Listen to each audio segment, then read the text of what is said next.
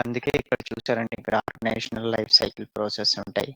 అలాగే వాటికి supporting life cycle process, ఇవి primary life cycle process. Colour indications అన్నమాట.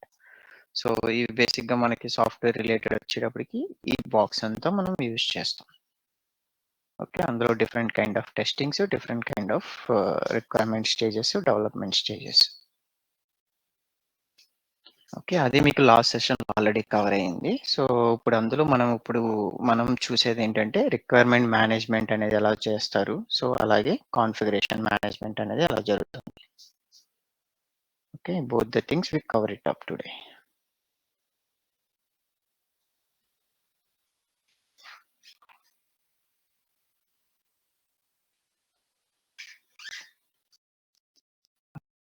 అందులో రిక్వైర్మెంట్ మేనేజ్మెంట్‌కొచ్చేటప్పటికి మనం సో, వాడే టూల్ ఏంటంటే డోర్స్. ఐబీఎం డోర్స్ అనమాట. సో, బేసిక్‌గా ఈ డోర్స్ టూల్ అనేది ఐబీఎం వాడు డిజైన్ చేశాడు. వాడు డెవలప్ చేసింది.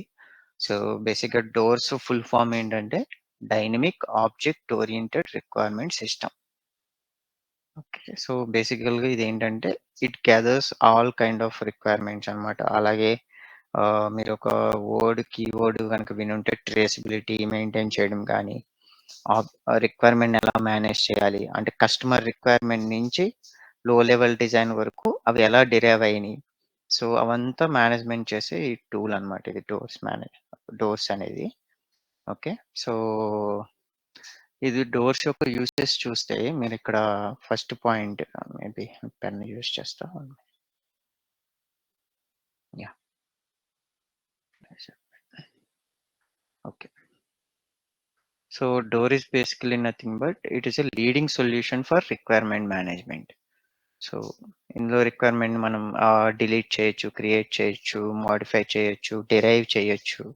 సో, ఈవెన్ కస్టమర్ అనేది ఫైనల్‌గా వాళ్ళకేంటంటే ఒక కార్ మేకర్ కావాలి. బట్ ఇంటర్నల్‌గా మనకు చాలా సేఫ్టీ రిక్వైర్మెంట్స్‌ని సపోర్టివ్ రిక్వైర్మెంట్స్‌ని ఫంక్షనల్, నాన్ ఫంక్షనల్ అలాగే మనం అసిల్ లెవెల్స్ మాట్లాడుకున్నారు మీరు. సో, ఆహ్, ఆ సేఫ్టీ లెవెల్స్‌ని మనం క్లాసిఫై చేయడానికి ఇవన్నాటిలికి మేనేజ్మెంట్ చేసే ఏకైక సొల్యూషన్ ఇది ఐబీఎం డోర్స్ వాడిది.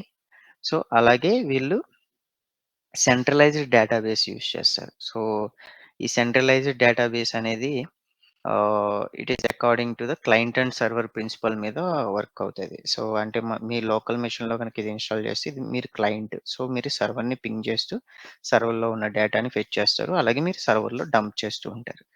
సో, బేసిక్‌గా అది ఒక networking concept client and server principle అనేది. సో, మనకేంటంటే ప్రెజెంట్ డేటా వరకు ఎనఫ్. సో, అంత అవసరం లేదు. ఓకే. సో, అలాగే దీని యొక్క అనదర్ అడ్వాంటేజ్ ఏంటంటే రిక్వైర్మెంట్‌ని ఈజీగా ట్రాక్ చేయొచ్చు. అలాగే it is tool for evaluation and tracking of the requirements. Okay. బేసిక్‌గా అండ్ డోర్స్‌లో మనకి ఏమేముంటాయంటే ఆబ్జెక్ట్స్ అని రిప్రజెంట్ చేస్తారు. Object is nothing but one requirement kind of. మనం అలా కూడా డిరైవ్ చేసుకోవచ్చు. సో, బట్ వాళ్ళు యూజ్ చేసే టెర్మినాలజీ ఏంటంటే it contains objects and attributes. So, attributes అనేవేంటంటే మనకి ఒక రిక్వైర్మెంట్ గనక ఉండి సో, దానికి ఏవైతే ప్రాపర్టీస్ ఉన్నాయి. సో, మేబీ అది సేఫ్టీ రిక్వైర్మెంటా, ఫంక్షనల్ రిక్వైర్మెంటా or it is just a ఇన్ఫర్మేషనా ఇవంతా మనకు ఈ అట్రిబ్యూట్స్ అనేవి డిఫైన్ చేస్తూ ఉంటాయన్నమాట. ఓకే. సో, నెక్స్ట్ డోర్స్ ఈ ఐబీఎం డోర్స్ అనేది వాళ్ళు ఇంటర్నల్‌గా ఒక స్క్రిప్టింగ్ లాంగ్వేజ్ యూజ్ చేస్తారు. So, that is DXL. So, DOORS extension language. Okay. DXL scripting language మీద వర్క్ అవుతుంది. మీరు ఇప్పుడు డోర్స్ టూల్‌లో సమ్ ఆటోమేషన్ ఏమన్నా ప్లాన్ చేశారు అంటే, you should write in the డీఎక్స్ఎల్ script.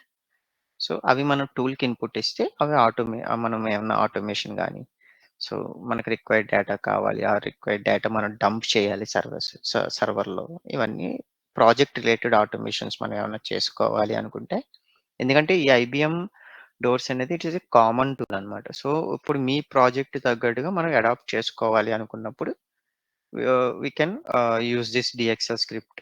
దాన్ని బట్టి మనం కస్టమైజ్ చేసుకోవచ్చు. ఓకే. సో, అలాగే ఈ ఐబీఎం డోర్స్ అనే టూలు మనకి మైక్రోసాఫ్ట్ అప్లికేషన్స్ కూడా మనకొక ఇంటర్ఫేస్ ఫెసిలిటీ ఇస్తది. సో, యూజువల్‌గా మనకి వర్డ్, ఎక్సెల్ అనేవి ఈ 2 ఐబీఎం డోర్స్ అనేది సపోర్ట్ చేస్తది. ఓకే. సో, మనం డోర్స్ నుంచి డేటా త్రూ ఎక్సెల్ డౌన్‌లోడ్ చేసుకోవచ్చు. త్రూ వర్డ్ డౌన్‌లోడ్ చేసుకోవచ్చు. అలాగే మనం రాసిన రిక్వైర్మెంట్స్ సపోజ్ ఎక్సెల్‌లో రాసి అవి ఐబీఎం డోర్స్‌కిస్తే అవి సర్వర్‌లో ప్లేస్ చేస్తాయి. సో, వైస్ వెర్సా అనమాట. ఓకే. అలాగే యాహ్! చెప్పండి ఎవరైనా డౌటా? ఓకే. యాహ్! సో, అలాగే మనం ఈవెన్ ఈ డోర్స్ అనేది సపోజ్ కామన్ టూల్ గనక మనం యూజ్ చేస్తే, సో, ఈవెన్ కస్టమర్స్ వాళ్ళు రాసే సపోజ్ కస్టమర్స్ అనేవాళ్ళు వాళ్ళ రిక్వైర్మెంట్స్ మనకిస్తూ ఉంటారు. ఆ రిక్వైర్మెంట్ బట్టి మనం డిరైవ్ చేసుకుంటామనమాట. డౌన్ ద లైన్ డెవలపర్‌కి రాసుకునేంత వరకు అంటే డీటెయిల్ డిజైన్ డాక్యుమెంట్ వరకు మనం డిజైన్ చేసుకుంటాం. మనం ఒక ఆర్కిటెక్చర్ డాక్యుమెంట్ డిజైన్ చేసుకుంటాం. Software requirements, hardware requirements classify చేస్తాం. సో, ఈ అన్నాట్లికి కూడా ఇదొక ఇంటర్‌ఫేస్‌లో పనిచేస్తది. సపోజ్ కస్టమర్ రిక్వైర్మెంట్ చేంజ్ చేస్తే డౌన్ ద లైన్ మన డోస్ డేటాబేస్‌లో కూడా మనం చేంజ్ చేసుకోవడానికి ఈజీ వే అనేది ఆప్షన్ కూడా మనకి అవైలబుల్‌గా ఉంటదనమాట. Okay. Coming to the next slide. హ్మ్. యాహ్!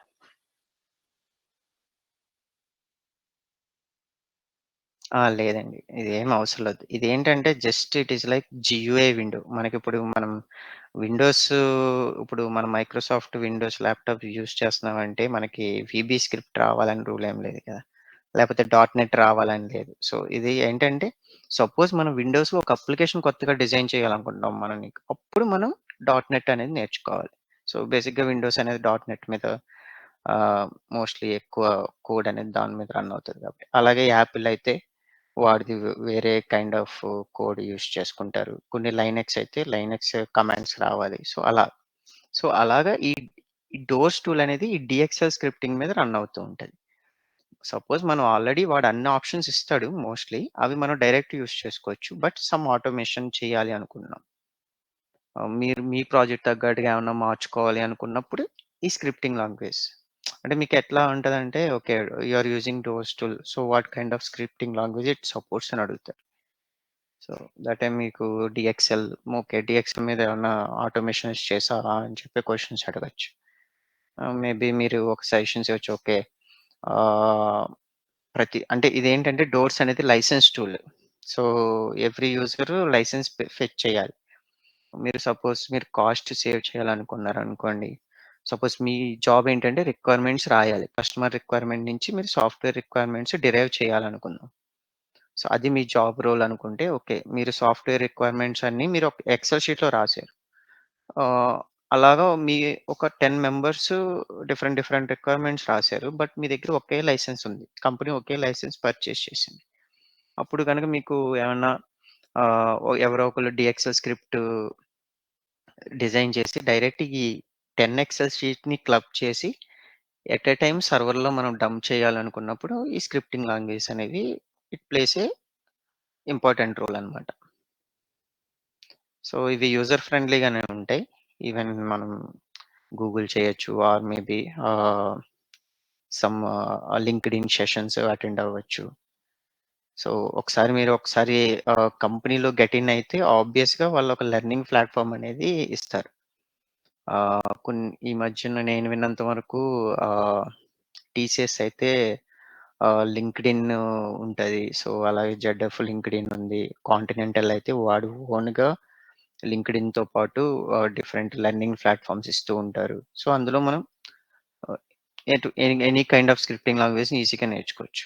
సెషన్స్ ఉంటాయి. పెయిడ్ సెషన్స్ కూడా మనకు ఫ్రీగా దొరుకుతాయి. అలాగే యుడిమీ యాక్సెస్ కూడా ఇస్తది టీసీఎస్. అన్‌లిమిటెడ్ యాక్సెస్ అన్నమాట. సో, యుడిమీలో మనం ఎంతైనా చదువుకోవచ్చు. సో, అటువంటియన్నీ మనం అవుతాయి. ఇది రావాలని రూల్ ఏం లేదు. మనమంతా జీయూఐలోనే వర్క్ చేస్తాం. రిక్వైర్మెంట్ చూడడం గాని అదంతా. It depends on company to company అన్నమాట. ఓకే. ఓకే. సో, ఆహ్, మనం బేసిక్‌గా డోర్స్‌లో ఎలా లాగిన్ అవుతామనంటే, మనం ఆల్రెడీ సారీ. సారీ. ఓకే. ఒకసారి ఐటీ పర్సన్ గనక సాఫ్ట్‌వేర్ గనక మీ దాంట్లో ఇన్‌స్టాల్ చేస్తే మనకొక ఐకాన్ రిప్రజెంట్ అవుతది. Doors icon. సో, మీకది ఎలా ఉంటది అని చూపెట్టాలి అంటే పేస్ట్ ఎస్కేప్.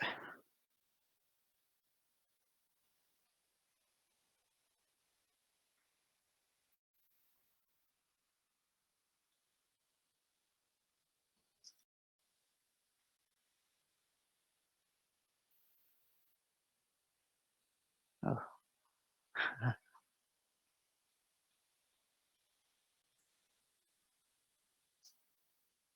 ఓకే. సో, ఇలా ఉంటదనమాట ఐబీఎం డోర్స్ అని. సో, ఇది ఐకాన్. మనం దీన్ని